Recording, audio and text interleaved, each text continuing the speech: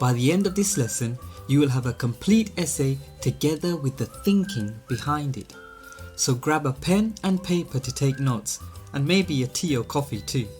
So let's get started. So today we're going to be focusing on the IELTS Writing Task 2. And this is for the general IELTS test. However, you can apply these same methods and strategies for IELTS Academic as well. But I have a separate lesson on that coming soon, so don't forget to hit that subscribe button if you want to see that lesson. But like I said, even if you're doing IELTS Academic, this exercise will definitely help you, trust me. So firstly, let's start with a quick overview of the writing task and what it requires of you. You will be required to write an essay in response to a question. And we're going to go through the various types of questions you might receive. Secondly, this lasts 40 minutes. Writing task 2 is only 40 minutes. And this includes writing the essay and also checking the essay afterwards. And we're going to go through that as well. And finally, the essay should be a minimum of 250 words. So this is a minimum of 250 words. Often my students think that this is the maximum, but you are required to write a minimum of 250 words. So let's quickly go through the examiner's expectations. They want a complete response that is relevant. They want an essay that is organized with relevant examples, which can be from your own experience if relevant, or evidence. They want to see your ability to discuss and engage with more abstract and complex ideas. And they want to see a variety of vocabulary and grammatical structures being used. In terms of time, just to reiterate, you must spend no more than 40 minutes on this task. You must write at least 250 words. You will be penalized if your answer is too short, while you will not be penalized for writing more than 250 words. So remember that 250 words is the minimum amount of words you can write you want. And then you have to leave time for checking and correcting at the end. Now this is very, very important because a lot of my students, after they've taken their IELTS exam, they come to me and they say, "Oh teacher, I just didn't have time to check my answers at the end and go through my essay again." And that really comes down to a lack of planning at the start. If you plan your essay at the start thoroughly, then you should have time to check it against the plan you initially did at the start of the test. So it's really, really vital that you leave time for checking and correcting at the end. And of course, you need to produce handwriting which will be clear for the examiner to read. And another thing that the British Council website emphasizes is not being irrelevant. What you write should be very, very relevant to the question you are answering. And I think they've emphasized this because they often do get essays that might have been written quite well, but are just irrelevant, or they go off and do not really engage with the ideas that are part of the question. So you will be penalized if what you write is not related to the topic. So you could write something amazing, but if it's not related to the topic, you will be penalized. You will also be penalized if your answer is not written as a whole piece of connected text. So this idea of structure, the ideas of your essay, they need to link and flow in a very structured manner. And we're going to go through this, so don't worry. And finally, you must not use notes or bullet points. Do not use bullet points in essays. That's just a general rule of thumb. So really, the assessment criteria, it can be broken down to really 4 things that the examiner is looking for. So number 1 is the task response. So again, this is the idea of your answer being relevant to the task that is given to you. Number 2, coherence and cohesion. Just as we mentioned before, there should be not only good writing, but the writing should be structured and organized cohesively. Number 3, lexical resource. This is just another posh way of saying vocabulary. So the examiner is really looking at your ability with the English language. So the more variety of vocabulary you can use during your exam, the more marks the examiner or assessor will give you. And number 4, they test for grammatical range and accuracy. And this is really to do with obviously things like tenses that we use in English, but also the constructions of, for example, conditional sentences. For example, if I wrote, if she studied consistently, she would perform well in the exam. So here we have a hypothetical condition, and then we have the result or outcome in the second clause. So the more range of grammatical structures you can use in your exam, the examiner will take note of it and give you more marks for that. The other thing I always tell my students is to go and look at the IELTS Writing Task 2 band descriptors. And this is really good because, again, it will help you strategize your exam. It will help you take note of what you need to do, what kind of things you need to show the examiner. And even if you look at band 8, if you look at lexical resource, for example, if you look at the third paragraph where I've put an arrow, you can see that it says occasional errors in spelling and or word formation may occur, but have minimal impact on communication. Now this should be something quite encouraging to you, because it's basically saying that they understand that you might make a mistake or two, and they do not mark you down as long as what you're trying to communicate overall is clear. And this brings me on to my next point. The examiner is looking to give you marks, not take them away. They are waiting for you to showcase your language. They're looking at your writing to see, how can I give this student marks? What kind of sentences and structures is the student using? What kind of vocabulary range do they have? So always remember, the examiner is there to give you marks, not take them away. So the more you showcase your ability with the English language, the more marks you will get. And you should really, really be encouraged by this. So take time to study the IELTS band descriptors. Now let's move on to looking at the writing task types. Now, on the day of the test, there could be many different questions you are asked. And a successful answer depends on an awareness of the type of question you are being asked. In my own experience, you're really asked 5 types of questions. And we're going to go through the questions in detail for each type and then answer one of these questions. But number 1, you're expressing an opinion. So for example, you have a question which asks you to express an opinion on a particular topic. Number 2, you're balancing an argument. So you have a question that gives you 2 sides of an argument, and you need to explore the 2 sides. Number 3, the question might be about suggesting a solution to a problem. So you're asked a question which presents you with a problem and then asks you to think of some solutions. Number 4, a question that asks you to look at the advantages and disadvantages of a certain topic. And number 5, double question essay questions. So these are questions where you have an initial statement and then it's followed by 2 questions. Don't worry, I'm going to show you examples for each one. Now we're going to do that by looking at a few questions and trying to figure out what type of question this is. So at the bottom you can see expressing an opinion, balance argument, suggest solution, advantages or disadvantages, or double question.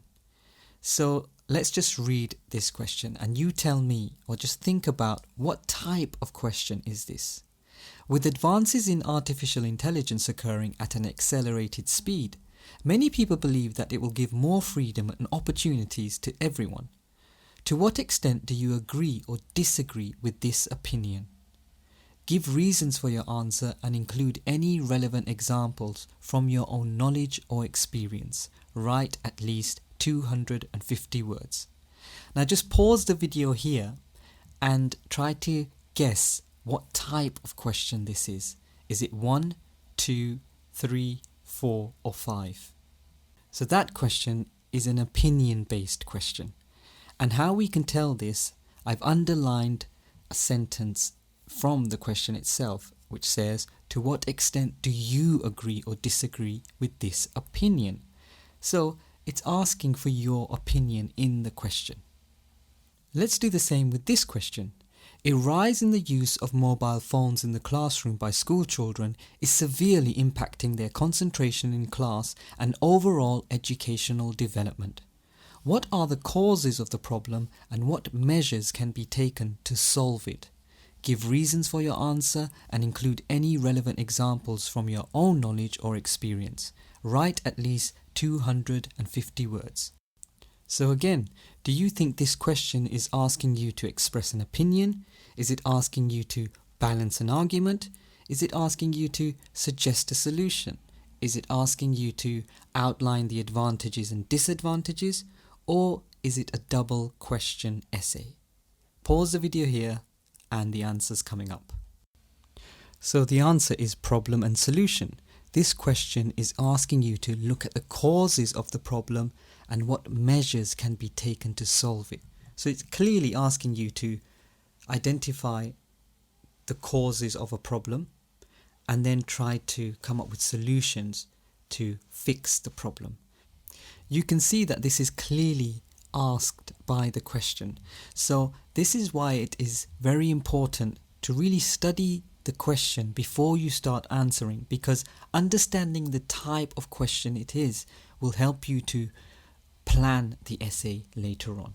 Let's look at another example. It is generally believed that some people are born with certain talents, for instance for sport or music, while others are simply not. However, some believe through dedicated practice and discipline, anyone can become good at music or sport over time. Discuss both these views and give your own opinion. Give reasons for your answer and include any relevant examples from your own knowledge or experience. Write at least 250 words. So what type of question is this? Pause the video and the answer is coming up next. And the answer is, this is a two-sided argument. As you can see, I've underlined, the question asks you to discuss both these views and then give your own opinion. And really, in questions like this where it's a kind of balanced argument question, it's to do with topics where generally people are undecided about. For example, at the moment we are talking a lot about AI technology and whether it is good or bad for society. Now, many people believe that it is bad. Many people believe it is good for society. And then people have their own opinions about it. But the arguments on both sides are very strong. And then you need to make your own mind up based on the two arguments that you are being exposed to. Now, what type of question is this? Some language learning experts say that learning a foreign language at primary school will be far beneficial for children later on in life. What are the advantages and disadvantages of starting to learn a foreign language in primary school rather than later on in life? Give reasons for your answer and include any relevant examples from your own knowledge or experience. Write at least 250 words. Pause the video, have a little think, and the answer is coming up next. So the answer is advantages and disadvantages. And normally in questions that ask you to weigh the advantages and disadvantages, it's normally very clear that they want you to do this. Now here's the final question before we actually begin to write our essay. What type of question is this? When it comes to work and education, some people work harder than others in order to become successful. Why do some people work harder than others? Is it always a good thing to work hard? Give reasons for your answer and include any relevant examples from your own knowledge or experience. Write at least 250 words. Pause the video and let me know what you think. So this is an example of a double essay question. Again, it will be very clearly outlined. You will have a statement followed by two questions. So I hope you can see why it is very important to understand the type of question you're being asked. So let's go on to the question we're going to be answering today. So I chose this question: a rise in the use of mobile phones in the classroom by school children is severely impacting their concentration in class and overall educational development. What are the causes of the problem and what can be done to solve it? Give reasons for your answer and include any relevant examples from your own knowledge or experience. Write at least 250 words. So now, we need to understand this question first. So the first thing I would do if I was in your position and taking an exam, I would really analyze the question. And the way I would do this is by identifying the key words and ideas in the question itself. So here you can see that I have circled a rise in, so it's talking about an increase in something. An increase in what? Well, mobile phones being used. By who? Children. So children are another key idea here. And what is it generally talking about as well? Concentration. And again, school children, the context here is school, it's the classroom, and we're generally talking about the impact of technology on educational development. So then we need to look at the causes of the problem and what we think can be done to solve it. So this is one strategy you can use to understand the question. Just take your pen and quickly highlight things that you think are very important themes in the question itself. The next step is really brainstorming for ideas. So you've identified the keywords and ideas in the question itself. But now you need to brainstorm your ideas. And the way I suggest you should do this is really by coming up with a table like this. A column for causes and then a column for solutions. And then you should really try to think of 2 or 3 points maximum. I think coming up with more would just be too much for the short time you have. So brainstorm using this template. So these are some of the causes that I brainstormed when I thought about this question. So number 1 was that every young person now has a phone. So it's this idea of having access to a phone. This is a problem because I don't know about how old you are, but I'm quite old, and I remember a time when everyone did not have a phone, and especially young people did not have a phone. So it's this idea of having access to a phone now. And the other thing is, number 2, I thought about social media platforms as being a cause for this kind of addiction to technology. So once they have the phone, the reason why they're on the phone all the time is really due to social media, in my opinion. It's this whole idea of engaging with social media and the psychological pull that social media platforms have. And there are so many different social media platforms. So one young teenager might be on Facebook and Twitter and TikTok and many others. And then the third one I thought about was the other cause could be peer pressure. And I chose this word deliberately, peer pressure, because we're talking about children, right? And if I want to display to the examiner that I have this lexical ability to draw on relevant words that will be applicable to this specific context, peer pressure and the topic of children go very well together. They go hand in hand, as we say in English. So the idea is that children are pressured just because their friends are on social media. So if everybody is on social media, you also want to be on social media. And I think I'm drawing from my own general experience here of having children and teenagers who basically go through this narrative of, having a phone and then joining social media and then being pressured to sign up to these social media platforms because all of their friends are on there too.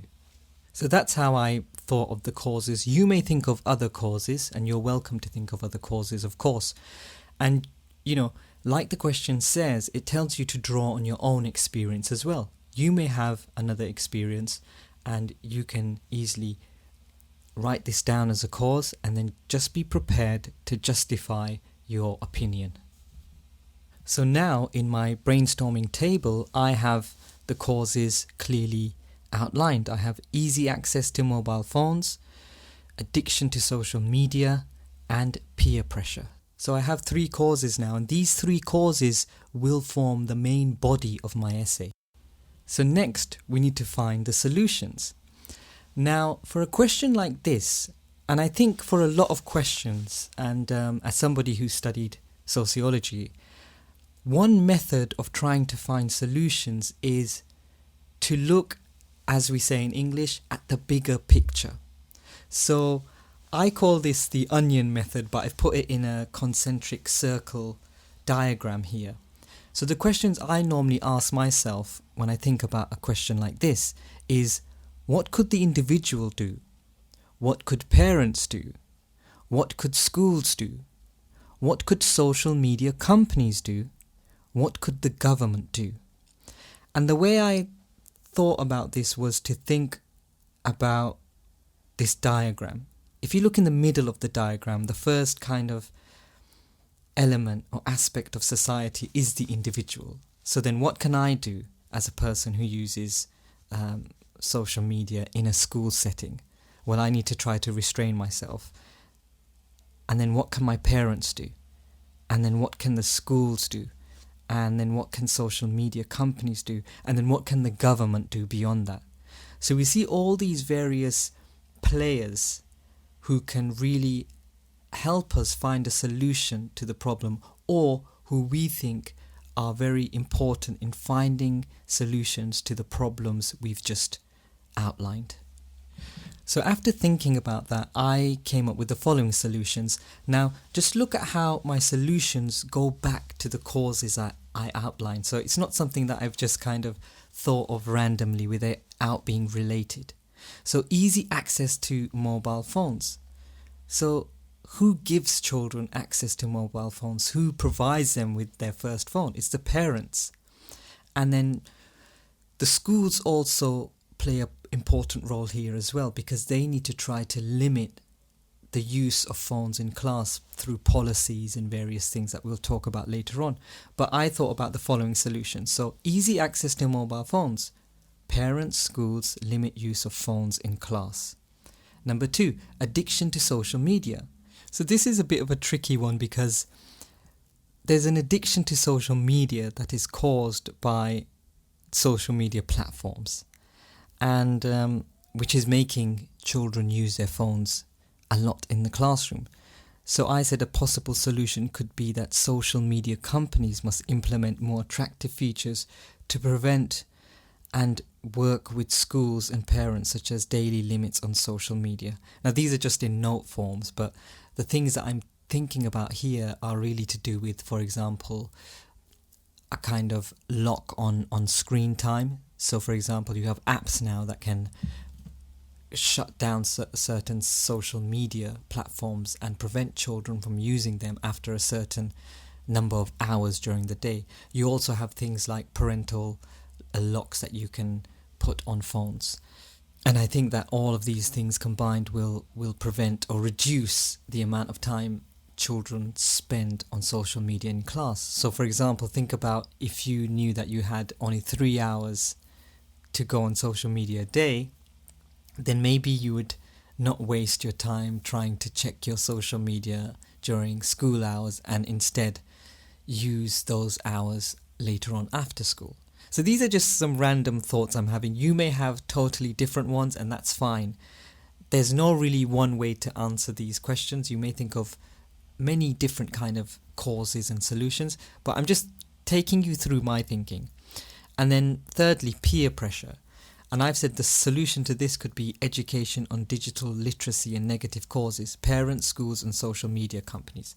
So here I'm thinking about this whole idea that we all need to be a part of social media, on the social media platform. There's this kind of culture around this idea in schools. For example, I have children who are on, Snapchat, and they really use these platforms as a way to communicate with each other and to do silly videos and to promote their own kind of selves on these platforms without really thinking about the impact it's having. and without thinking about the things they are seeing on there and sometimes imitating. So, and that's really to do with a lack of education and a lack of awareness about the impact of these technologies and how they impact on our kind of, you could say, mental health, because there's a lot of research at the moment that is being done about the link between social media platforms and their impact on the health of young children, or on the mental well-being of young children, I should say. So now we have our plan done. We've taken some notes, and now remember, you need to plan as quickly as you possibly can. Okay, don't waste too much time writing the plan out. It should really just be some notes, and once you've taken a few notes and made a few bullet points, this will help you to remember what you wanted to write. So don't spend too much time on the planning as well. This is another mistake you could possibly make. So just be quick with the planning and commit to the points you make. A lot of students, they start planning and they have so many ideas swimming around in their heads that they fail to just choose a few ideas. So you need to choose your ideas.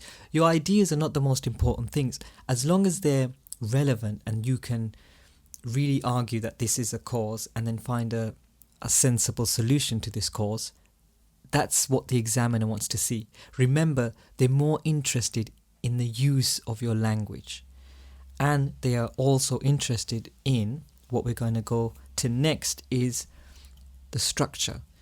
So let's think about the structure. We know that it's an essay, and we know that essays are structured. And how are essays structured?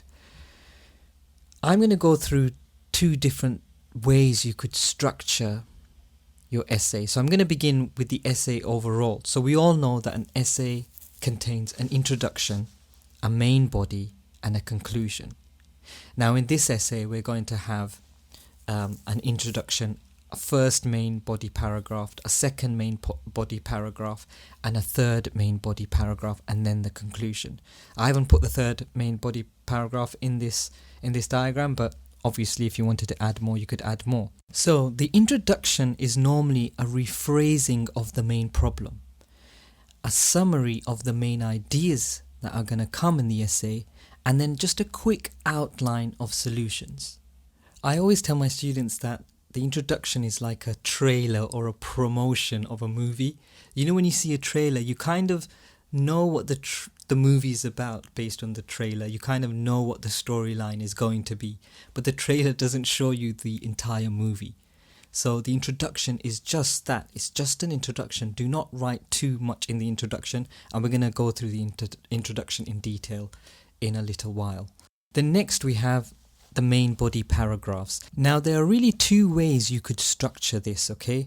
So as you can see at the top of the slide, I've put structure 1.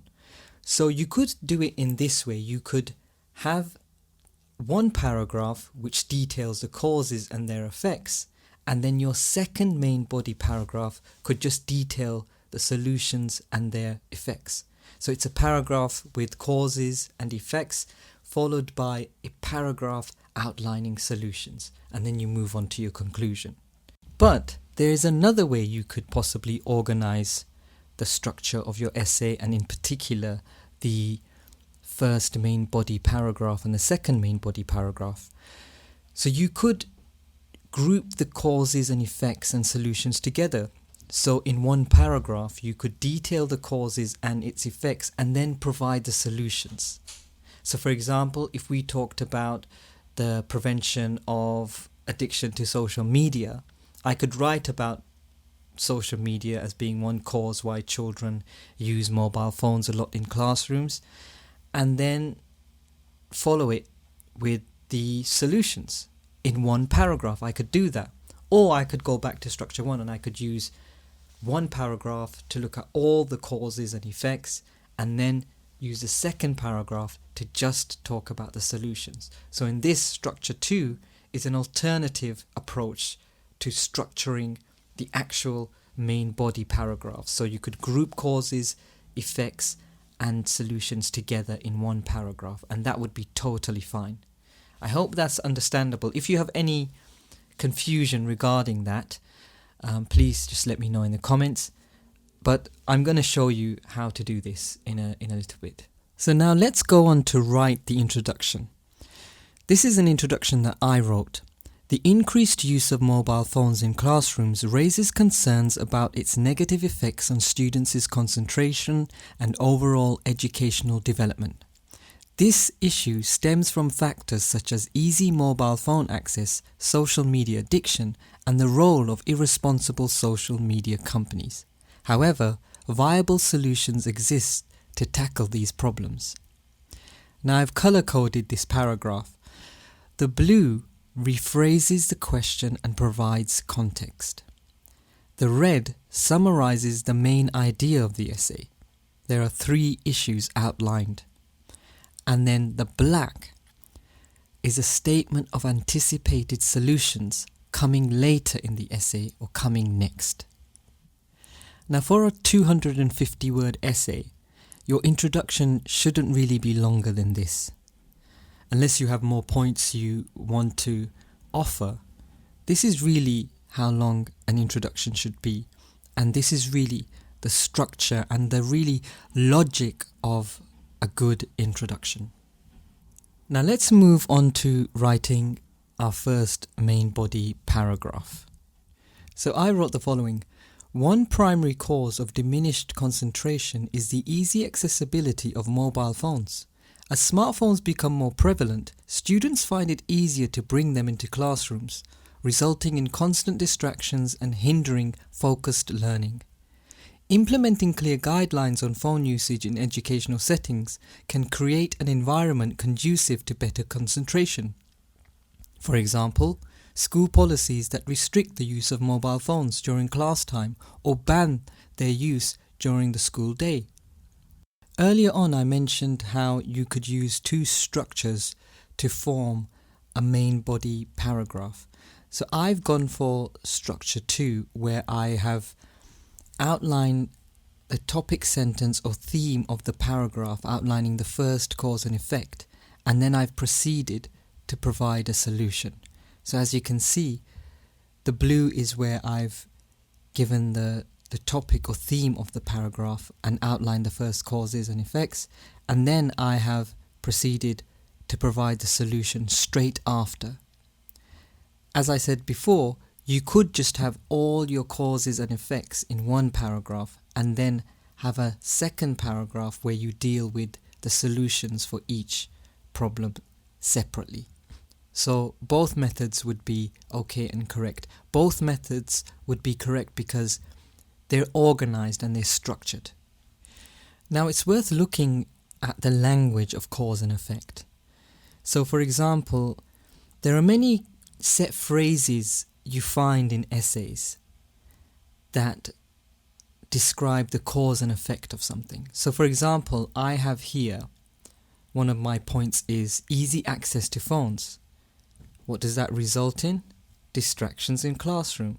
It causes distractions in classrooms. It produces distractions in classroom. It gives rise to distractions in classrooms. It leads to distractions in classrooms, or it brings about distractions in classrooms. So again, remember when we were talking about lexical and grammatical range? This is one of the things the examiner is looking for. You need to be able to say something in different ways. If the examiner sees that you have the ability to make your argument or to put your argument forward using a different range of vocabulary and phrases, then they will definitely give you more marks for it. But you could also switch the cause and effect, and this will also help you to broaden your use of vocabulary. So for example, I could say the distractions in the classroom, the effect is due to easy access to phones. The distractions in classroom are because of easy access to phones, or brought about by easy access to phones, or on account of easy access to phones, or can be the result of or as a result of easy access to phones. So here I've switched the cause and effect, and this is a real good technique if you want to basically show the examiner that you're able to do such things, and it will also force you to use a different set of phrases as a result. So really think about doing this. It's a very simple and really effective technique. So let's move on to another paragraph. This time I've written the paragraph out, and what I want you to do now is I have 3 phrases that I need you to put into the blank spaces. So I want you to read through the paragraph and put these phrases into the blank spaces. So just pause the video and do that. So here is the answer. I'll just read through the paragraph. Another major cause of distractions in classrooms is a result of the wide availability of social media platforms. Young people today have social media accounts with 2 or 3 social media platforms at once. This leads to multiple levels of distraction and online time when all of these are combined together. However, action can be taken by social media companies through the integration of features that reduce time spent on these platforms.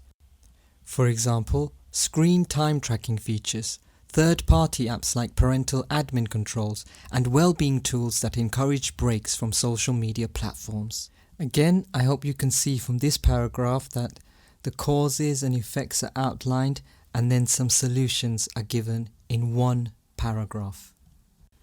I'm not going to bore you by giving you every single main body paragraph. The full essay is available at the end of the lesson. What I'm really trying to teach you here is looking at the structure of an essay in general, but also the structure of the introduction, the main body, and now we're going to move on to the structure of the conclusion. So here's the conclusion that I wrote. In conclusion, the increased use of mobile phones in classrooms brings about challenges to concentration and educational development, but pragmatic solutions exist. Implementing clear guidelines, enhancing digital literacy, and encouraging responsible practices among social media companies are essential steps toward creating a harmonious learning environment for students. So the text in red is a restatement of the main topic and refers back to the question. A conclusion is just really a reiteration saying to the examiner that, look, I understood what you've asked me, and I understand that there are challenges to these questions, but I've also provided some answers. So again, what you do is summarize the solutions. You don't unpack the solutions, you don't add any more additional solutions. You basically restate the question or the main topic of the question, and then you summarize the solutions that you've already given. And here is the finished product. This is the final essay, the finished essay. And I've highlighted the text as I have been doing throughout this video. So the red are the causes and effects, and then the blue are the solutions. So let's finish with a checklist. Number 1, analyze the question. Number 2, brainstorm 2 to 3 causes and solutions. Number 3, write the introduction. Number 4, write fully supported cohesive paragraphs using appropriate language. Number 5, refer back to the main problem in the question and summarize your solution. And number 6, don't forget to check your work. Don't forget to leave time to check your work. The last thing I will end with is that you should try to expose yourself to a wide variety of English and a wide variety of topics and current affairs. One thing I suggest to my students is to listen to the radio. I often recommend listening to BBC Radio 4, and really you have discussions about so many things that are topical, that are contemporary, that really are things that might occur in your writing exam, or even you might be asked to speak about in your speaking exam. So for example, things like artificial intelligence, the environment, and other such popular topics are things that the IELTS test might test you on. So try to expose yourself to a wide range of English topics, because this will help you to expand your vocabulary, and then you'll have those words and those themes and those ideas ready to go when you take your exam.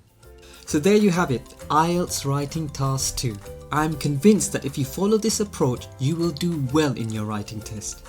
If you find that helpful, then please consider subscribing and sharing this video with anyone else who might benefit. Good luck!